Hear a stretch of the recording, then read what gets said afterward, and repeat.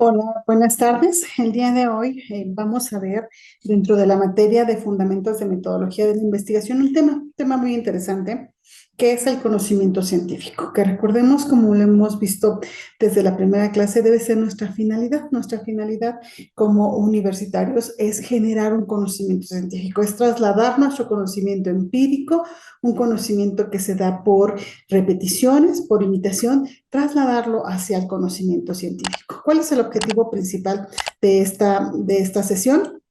Bueno, es que el alumno comprenda qué es el conocimiento y todos los procesos que llevan a la generación del mismo. Recordemos que el conocimiento depende de la persona, pero depende de cómo se esté abordando. Y para ello, pues es importante que nosotros cuando empecemos a analizar un tema, pues sin duda es indispensable que contextualicemos estos conocimientos.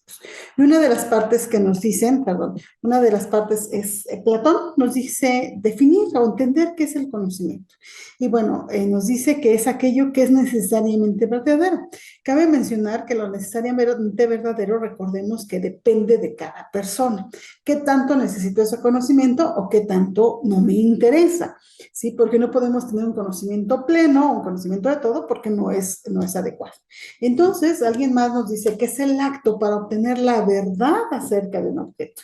Y recordemos que la verdad es relativa, es subjetiva. Mi verdad es muy diferente a la verdad del compañero y es muy diferente a otras. Depende de varias circunstancias y depende de mi entorno y mi tiempo y mi espacio.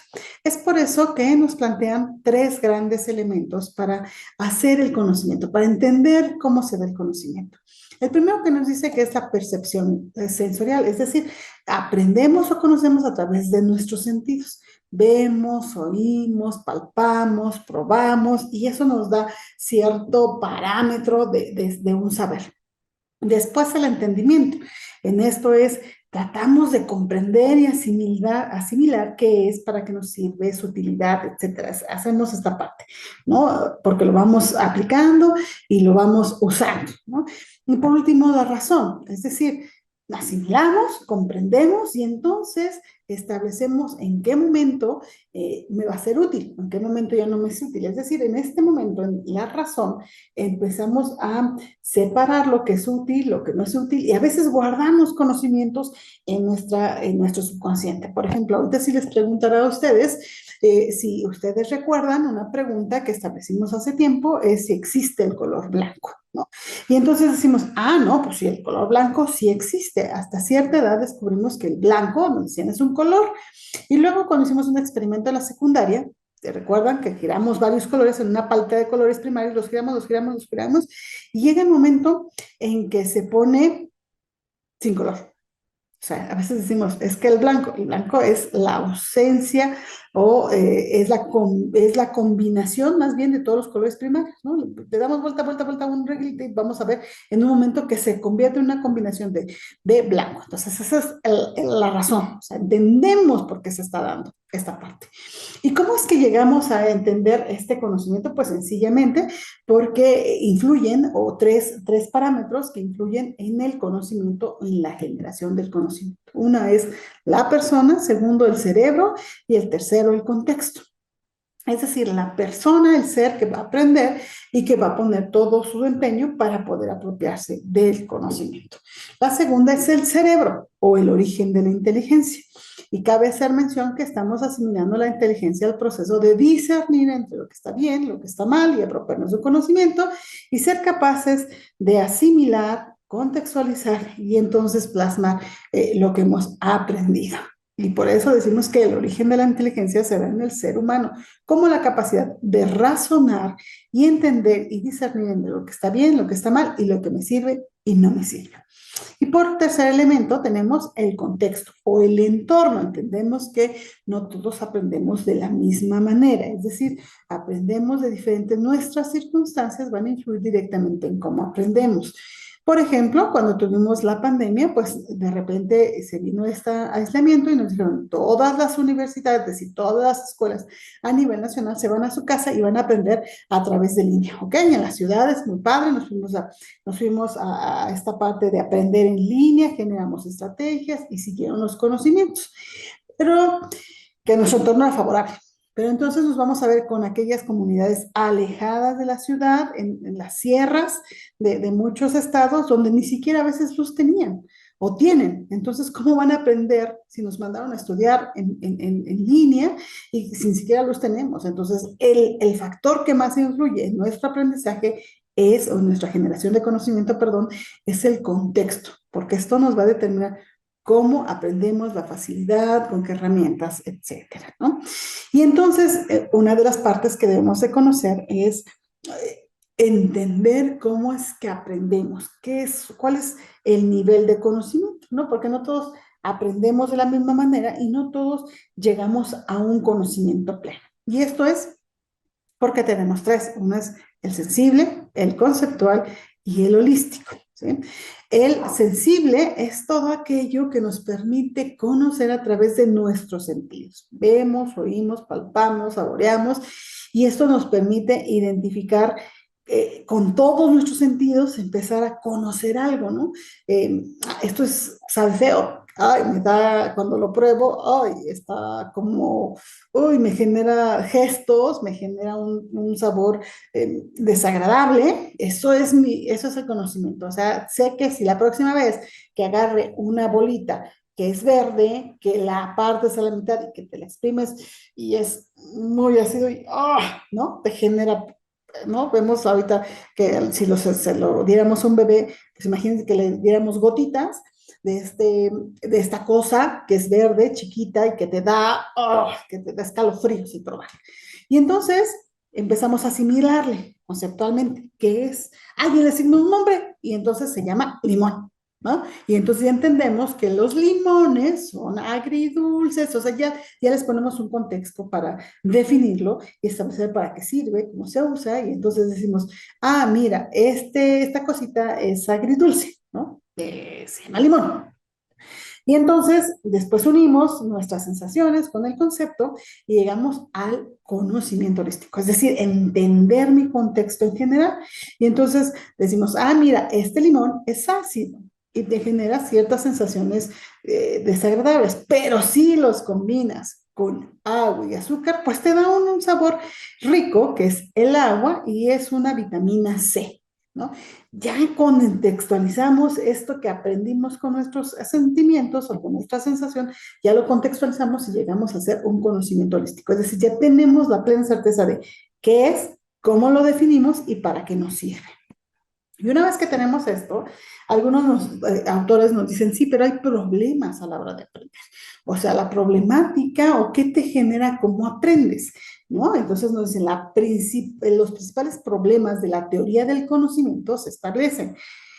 Lo voy a plantear en razón de preguntas. Este es un tema que vamos a ver más adelante, pero en razón de preguntas para que lo vayamos analizando y vayamos asimilando y demos una respuesta lógica en nuestro momento, pero más adelante la vamos a profundizar. Número uno es el sujeto aprende del objeto. O sea, el sujeto es quien aprende, o sea, el sujeto busca el objeto para aprender. La segunda, ¿solo aprendes con la razón o aprendes con la razón y la experiencia? ¿O solo la experiencia te lleva a aprender y después lo razonas, ¿no? ¿Cuáles son los elementos que te llevan a hacer eso? La tercera es si el objeto le enseña al sujeto, es decir, tenemos un objeto de aprendizaje, un teléfono celular, este me enseñó a mí, o sea, a partir de tenerlo yo tuve que aprender de él. El tercero, el cuarto, racional o intuitivo, es decir, ¿cómo aprendemos? ¿Es racional? ¿Lo pensamos muy bien? ¿Lo asimilamos? O a veces aprendemos por intuición, ¿no? ¿Cómo es el aprendizaje? Y el último es qué conocimiento es verdadero. ¿Cuándo nuestro conocimiento se pone en verdadero? ¿Cuándo es que es un conocimiento verdad y de aceptación mundial? Entonces, ese tipo de preguntas son las que nos debemos de hacer, que es la primera actividad que vamos a realizar. Vamos a contestar planteamos estas 5 preguntas para hacerlo, ¿sí? Una vez que ya las hayamos contestado, bueno, pues vamos a ver las posibilidades para generar un conocimiento. Y esto corresponde a las 5 preguntas, ¿no? Nos dijimos en las anteriores preguntas que si el sujeto enseña aprende a partir o es su necesidad de partir de un objeto. Y aquí lo consideramos como el dogmatismo. Y son 5. Dogmatismo, escepticismo, subjetivismo o relativismo, el pragmatismo y el criticismo. El dogmatismo, acuérdense que el dogma es aceptar una transmisión sin cuestionar. Se aprende de fe. ¿Sí? El segundo, el escepticismo, es decir, te voy a creer, pero no te creo todo. Voy a empezar a dudarlo para que esto me genere indagar más y entonces poder hacerlo, ¿no? Te creo, pero a la mitad. El subjetivismo o relativismo. Todos aprendemos, depende de la persona y depende de mi entorno, ¿no? Como ya lo veíamos anteriormente. Depende de las necesidades que tengo y depende de mi contexto. El pragmatismo nos dice, las personas solo aprenden si son capaces de conceptualizar el objeto de aprendizaje. Si no, no somos reales ni nada. No existe ese conocimiento para nosotros si nosotros no somos capaces de generar un concepto, ¿sí? De generar un conocimiento científico. Y el criticismo, que es una de las partes que nosotros debemos de buscar, es decir, construir nuestra propia verdad y nuestro propio conocimiento a partir de obtener muchos conocimientos, ¿sí? Ya tengo la teoría A, la B, la C, la D, y entonces a partir de esto empiezo a cuestionar, a criticar la teoría y construyo un conocimiento, pero con bases sólidas, con comparativos, con perspectivas, etcétera. Voy generando este tipo de acciones. No solamente me quedo con lo que alguien me dijo, que me lo pasó, no solamente me quedo con la duda, no solamente depende de mí y no solamente con conceptos, sino todo lo uno y empiezo a buscar más y más y más y entonces creo mi propio concepto y genero mi crítica constructiva, no critico, sino hago un criticismo, ¿vale? Y entonces esto nos lleva a establecer cómo generamos nuestro conocimiento. A partir de aquí, generamos el apriorismo, el racionalismo, el intelectualismo o el empirismo.